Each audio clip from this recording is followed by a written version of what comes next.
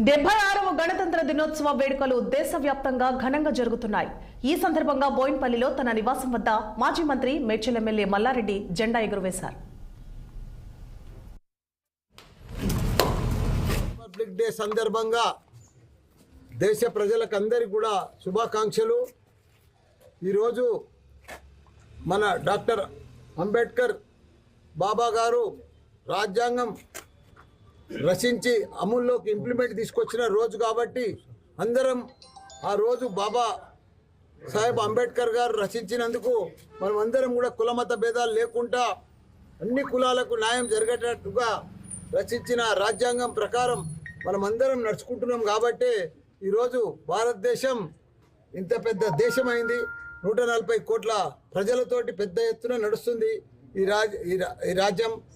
ఇంకా ముందు కూడా రాబోయే రోజులలో ప్రపంచంలోనే మనమే నంబర్ 1 రాజ్యంగా కూడా అవుతామని కూడా మనం చేస్తున్నాం. ఎందుకంటే ప్రపంచంలో అంతా కూడా ఎక్కడ కూడా యువత లేదు.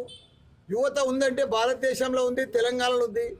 ప్రపంచం అంతా కూడా చైనా కానీ, జపాన్ కానీ, కొరియా కానీ ఇక్కడ కూడా సీనియర్ సిటిజన్స్ అయిపోయినారు. యువ ఇంజనీర్స్ కానీ, టెక్నాలజీ పీపుల్ కానీ, స్కిల్ పీపుల్ కానీ ఎక్కడ లేరు. మన భారతదేశంలోనే ఉన్నారు, మన తెలంగాణలో ఉన్నారు. మనం ఆ యువతను మంచిగా చేసుకుంటే ప్రపంచంలో యువ ఇంజనీర్ల షార్టేజ్ అంతా కూడా మనం తెలంగాణనే భర్తీ చేయగలుగుతాం.